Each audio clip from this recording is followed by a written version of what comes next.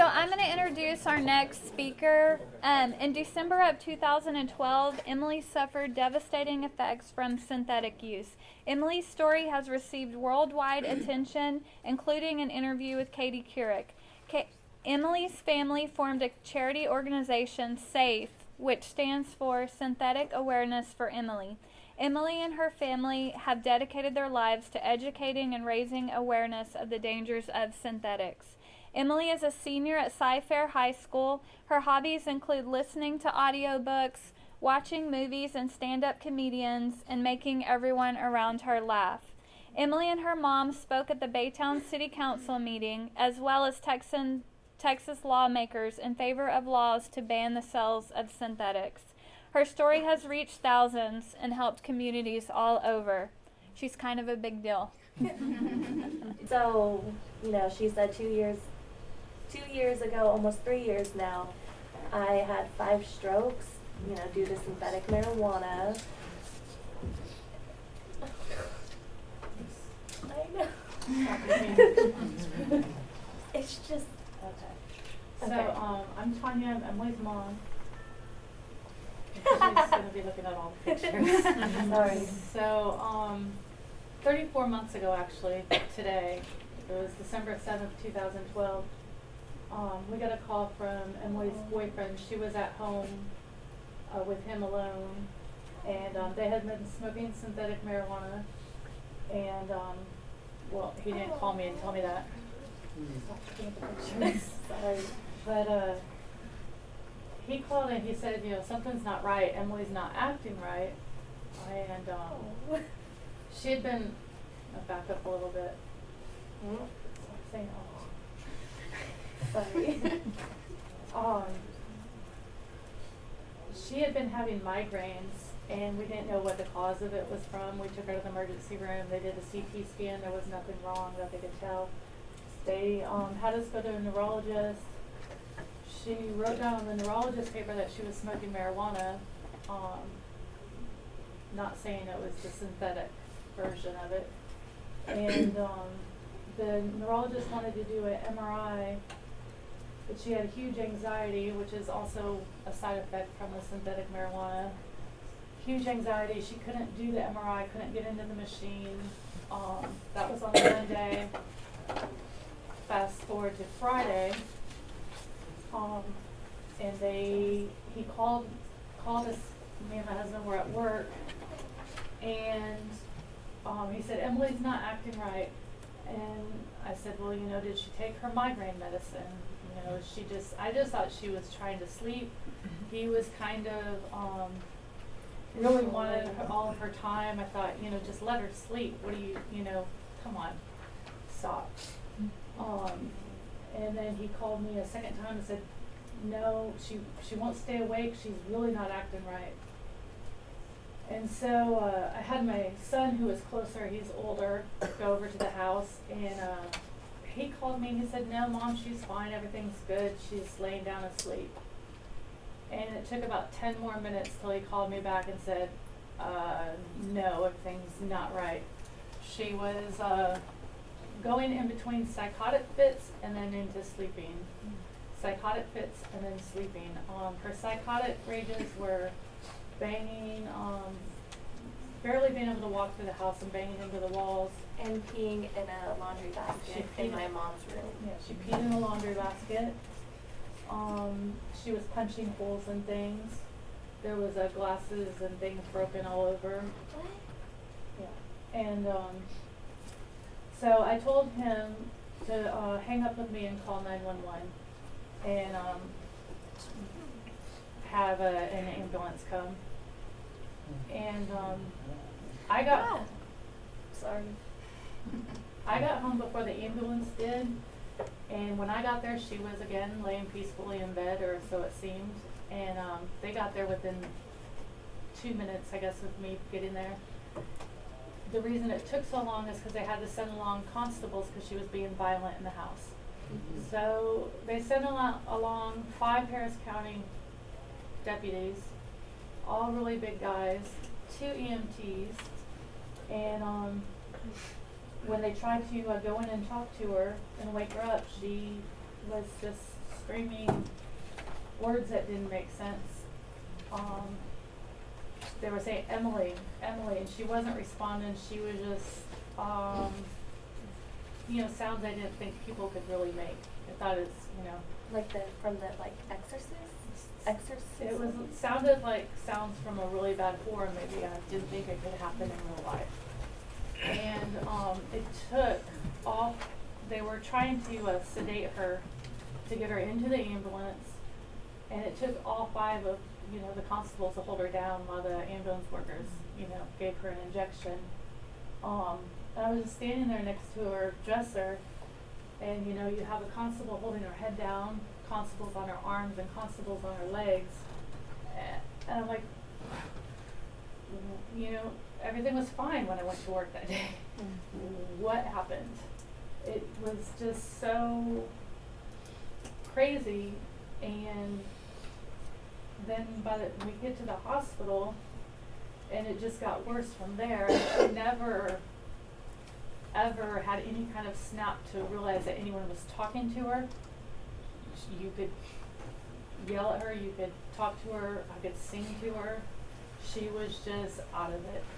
And in between all of the Valium they were giving her, or every kind of sedative that they were giving, morphine, nothing was calming her down. She would pass out for a little bit. Her heart rate was outrageous. They thought she had a heart attack. Her blood pressure was outrageous. Her temperature was sky high. They thought she had meningitis. They did a spinal tap. And this is all just in the first 2 hours. And they came in, and at first it's an overdose of drugs. We have to wait until the morning. In the morning when it wears off, you're going to have to talk to a psych facility. She's going to have to go in for treatment. And I was just, devastated at the prospect of that. And then as the time went by, then the emergency room doctor said, no, we need to sedate her or we need to induce a coma for her own safety. She had restraints. She bit the ER nurses. We saw one a year later, and he still had the scar from her biting him. It was just it was just a horrible thing that you can't even imagine. So he asked if I gave permission for them to put her in the coma, and he said it was the only way to keep her alive. So of course, yes. And after that, obviously she was calm because she was on a ventilator and just laying there, with any kind of responses or anything. And throughout the night, I was text messaging family and stuff, and that's when I said, this doesn't look good. She's not going to wake up tomorrow, and it's not going to be okay. I don't know if Emily's going to make it. Y'all need to come to the hospital. And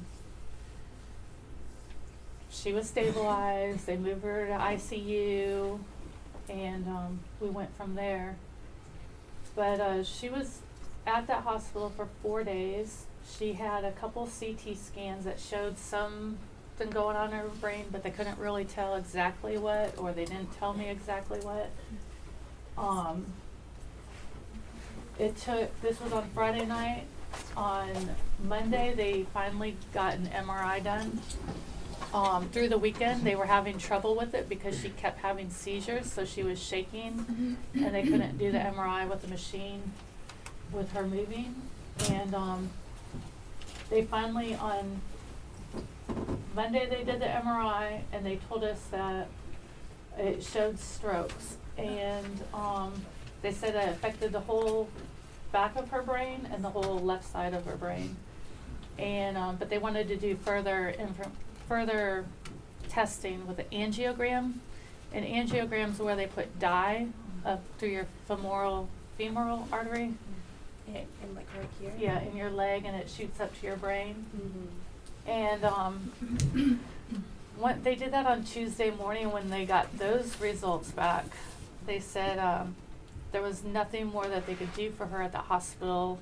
our only chance was to get her life flighted or get her down to the medical center in Houston. We were out in Cyprus, so we were at a decent sized hospital by our house. The Cypress. North Cyprus Yeah. Medical Center. So the ICU nurse, the nurses are wonderful. Worked for hours trying to get a hospital to accept her. She was 16, but adult size, so I think it was St. Luke's couldn't take her because she wasn't an adult. She was only 16. Texas Children's didn't have any room for her. Finally got Children's Memorial, and the doctor there said, I'll send a helicopter for her. We'll bring her down. So she got to ride on the helicopter. And Second time, right? the first time. The No, first no. time was in Hawaii. That Yeah. doesn't count. It was the second time. Okay. So for the second time, she rode on a helicopter.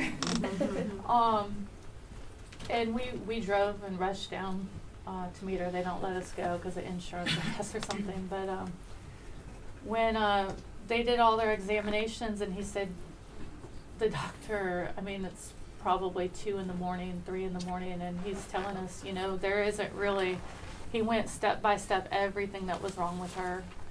And she had. How much was it? What? How It was, nothing was good. I mean, it was multiple strokes all over her brain. He told us it was a vasculitis, which is constriction of the brain vessels. the blood vessels to the brain. And he said that was very similar to what cocaine users when they overdose, because all of your blood vessels in your head constrict. No blood, no oxygen can get through. And blocked everything. And they were going to treat her, it's such a blur. There were so many different infections they said she had. They were worried about heart attacks. They were worried about liver damage, kidney failure. It was just like everything that could shut down. It wasn't shutting down. She was very lucky because everything showed the only thing that was hurt was her brain. Her kidneys and liver and heart were fine. And looking back, I'm pretty sure, like, if any one of those things would have been in addition to her brain, she wouldn't be sitting here. What? Go ahead. So, if I would have died, my mom would have donated my organs or whatever. And I don't know. She's still angry at me about that. Yeah, because I didn't say you could donate my organs. It didn't even say on my driver's license. I'm not an organ donator. Okay. I'll remember that next time. Next time. Oh God, many, many years. But it distracted me. So Sorry. they gave her some medicine. Okay. They gave her some medicine to open up the blood vessels in her brain. It worked for a little bit. It did work for a little bit, and we were like so excited. They said it's working. Me and my husband actually left the hospital. I mean, there was other family there with her, and we went and had like a dinner out. We're like relieved. This is going to be fine. We get back to the hospital, and we're walking in, and a surgeon is coming out of her room, and he pulls us to the side. He says, I need you to sign this permission slip right now. We need to drill into her brain. Her brain's filling up with fluid. We need to drill holes into it, put a shunt, and drain out all the liquid. He said, she's probably not going to live. These strokes are unsurvivable. They said the strokes were near her brain stem, and people don't survive that kind of stroke. Those kind of strokes. Strokes. He said that they did want to try it, and they wanted to move her up into the neurological ICU after that. We called all of our family to come up. Again, she's not going to survive past this procedure drilling into her brain and Skull. into her skull. Yeah. And then she did survive. They did move her up to the neurological ICU. And once she got up there, one thing that they did is they cooled her body temperature down to 37 degrees Celsius.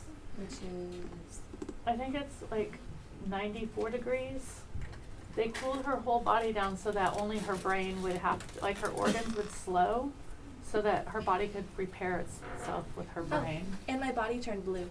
Yeah, she's very angry I didn't take pictures now.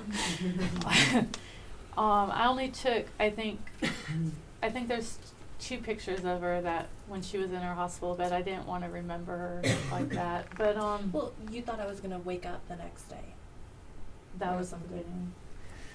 So in the neurological ICU, we were there for about 6 days, and during all that time, like, she didn't have any kind of progress shown or anything. All the tests that they come in and do several times a day to see if there's any kind of response. Of course, they did more testing. The main neurologist there sat me down, sat her dad and her dad's family down, my father down, all at separate times, and Tommy? told us, Jason, told us all that, showed us the images that they took of her brain. They said all of the white areas in these images is dead, and everything that it's touching is killing, because the dead tissue kills the live tissue in your brain. And it was about 70% of my brain. Yeah, it looked to be about 70% of her brain. He said if she wakes up, she's not going to be able to ever see again, and this is based on where the damage was in her brain. She's not going to be able to move her arms again. Cue you moving your arms. She's not going to be able to walk. She's not going to be able to get out of the bed. She's going to eat with a feeding tube the rest of her life. She's never going to be able to use the bathroom. She's not going to be able to talk to you. Well, technically, I was able to use the bathroom. I just was not able to get up and use the bathroom.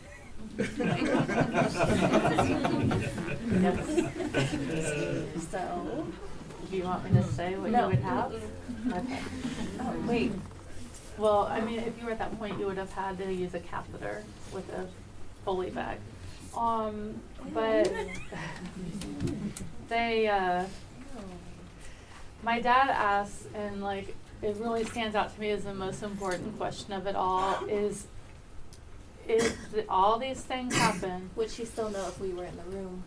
would Emily know if we were in the room with her? Would she be able to comprehend us saying, I love you, hello, are we there, you know? And he said no.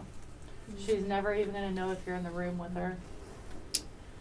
And that, you know, like, Emily was so full of life before, and she's always been a little bit zany.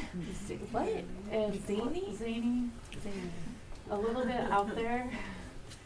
A little bit marching to the beat of her own drummer, and never wanting to follow, like, the norm.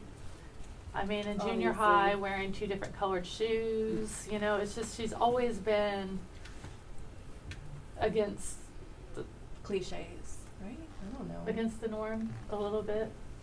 A little bit. Okay, I'm sitting a here lot. with blue hair. Come on. A lot. So, I said, you know, Emily would not want to live like that, and I wouldn't want to live like that, and we made the decision to, What is that on my foot? that was your surgery. Well, why? Why did you take pictures of my feet? So, I don't understand. we made the decision to stop life support on the Sunday. Remove life support. Remove life support. And when they did that, they took away all the medication except morphine, so she would be comfortable. Ooh, They- ooh, ooh.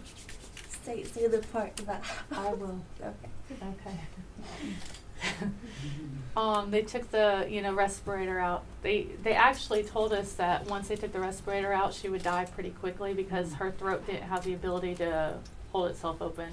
It would close up. He explained it like if you have this natural reflex, like, so even if he said if you were so drunk that you couldn't remember to breathe, your body has that natural thing where it breathes, you know. Reptilian, right? Your Yes. reptilian, whatever. Yes. He said the damage to Emily's brain took that away, that as soon as they pulled it out, she wouldn't be able to breathe. And it sounded really gross when they pulled it out, didn't it? Yes. Yeah. The doctor was wrong. And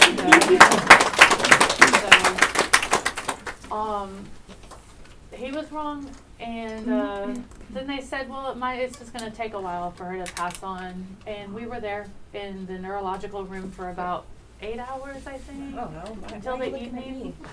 You don't remember? No, I have no idea. And I was in a coma, Mom. she continued breathing, and she had the morphine, and she was comfortable, and we kept watching the brain pressure. They told us if that brain pressure went up, that's when she was going to pass on. Mom, why aren't you staying in the cart yet? It hasn't happened yet. Okay. So they sent her back down to the pediatric unit because I guess I thought it happened when they removed the No. life support. no. They sent her back down to the pediatric ICU because neurological. They're saving people. She's waiting to die. They're putting her in a room where she can die. Hospice, right? No, it was just in the pediatric ICU. Well, when they took her down there, they again have to reassess everything. It's my favorite part. So, we get down there, me and my husband get down there a couple hours later, and I walk in the room, and she has no morphine. And she's just Okay. laying in the bed. This is her favorite part. Because I flip out for the first time. And I guess it's been 10 days now that we were at the hospital. And for the first time, I lose it. Mom, when did my hair color run out?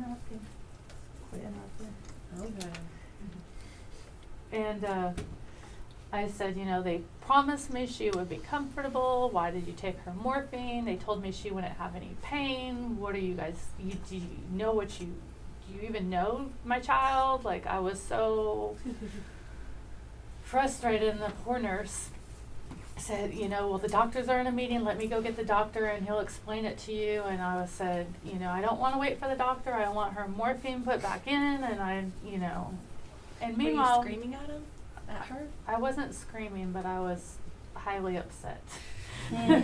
But not yelling, but I was more crying, yelling. Were you raising your voice? I was raising my voice. Well, and she's laying there peacefully. And so the doctor comes in, he says, Miss Bauer, we got her, I did the tests, and this isn't the same person that's on the paperwork. Patient.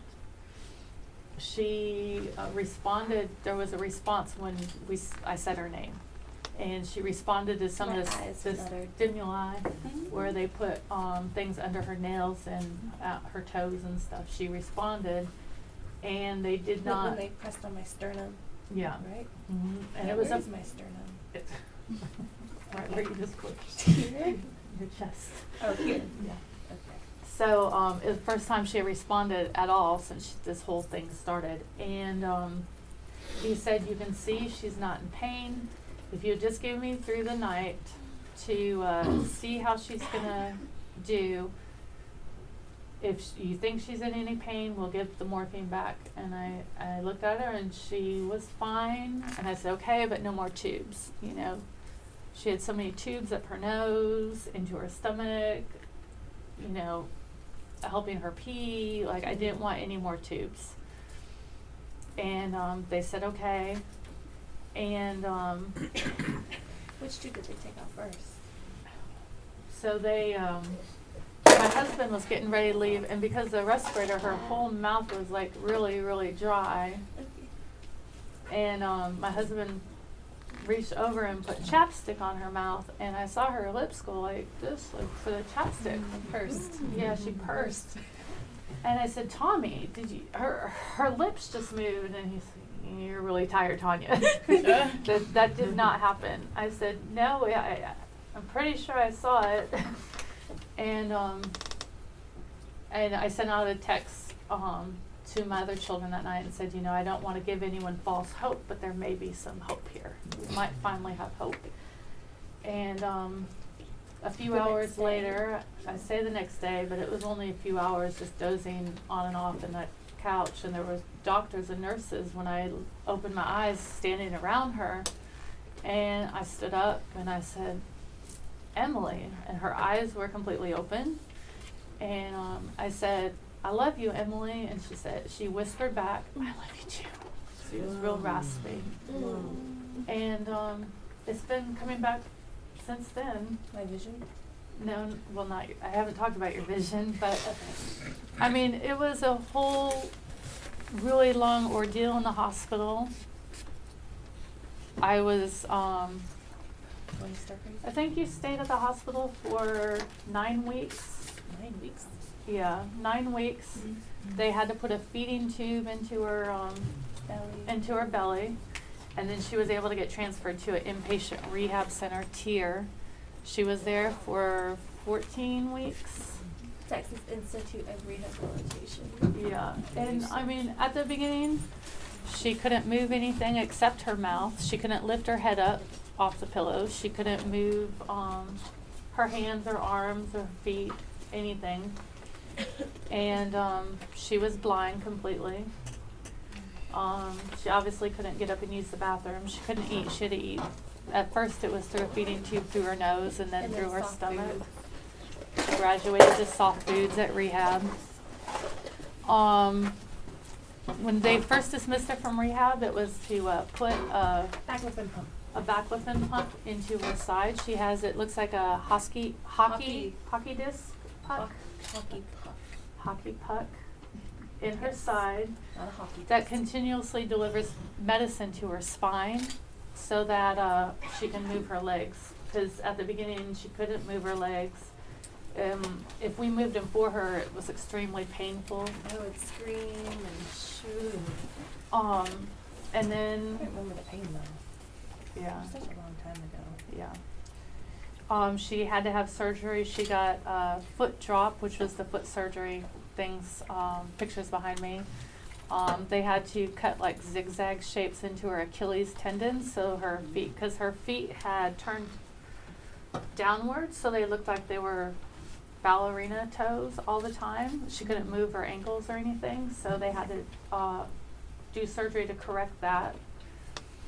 And I mean, that was, like I said, 34 months ago today. She spent 2 years straight in rehab, In therapy. outpatient therapy, where we're going 3 to 5 days a week just to get her to have some semblance of life back. She was able to go back to high school.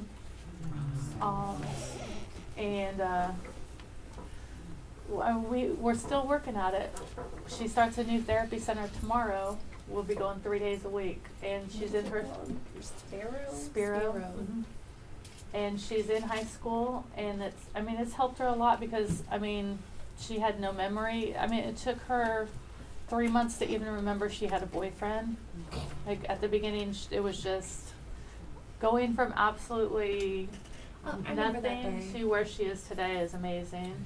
My As- grandfather came up to the hospital and I started crying because I remembered,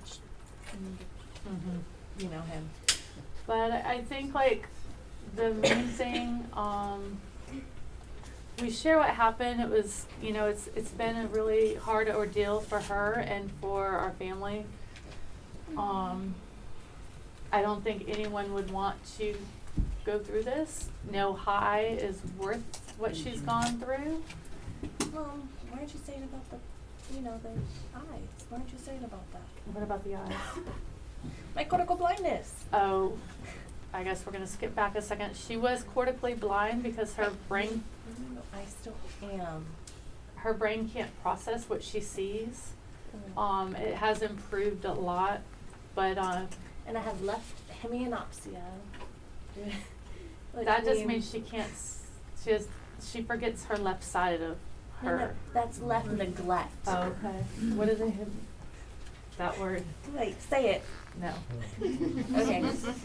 Hemianopsia is like I can't see out my left eye really. Left side. My left Yeah, eye. she has blind spots. One of the residual effects of that blindness though is she cannot read, and she can't write. She couldn't read what she's writing, and her hands she can sign her name very nicely. I think I put it. There's one up there that says Emily. 'Cause that was her writing. What? Why Why did you take a picture of that? So, in closing, what would you like to say? Ta-da! No. In closing, my thing with this drug is like, one thing I've read recently is that this isn't just a just say no, be a good kid kind of thing. People need to realize like this is really a poison that can really, really harm you. I mean, there are people that have died. There are people who have long-term kidney damage. Other synthetic drugs like N-bomb, as whoever said that guy. Aaron? Aaron, yeah, that guy. Where is he? He's over there. Anyways, but no high is worth like what she's had to go through, what our family's gone through, and we're just trying to send the message out there that this can happen. Please don't do it. And And the drug has rat poison in it. and the actual bags that she smoked were up here on our pictures too, and I think Kush, Climax. yeah. Some other ones, but Mr. Nice Guy. Yeah, I guess. So Sad that I remember all That's- those. that I think is all we have. I So. have 2 questions on that.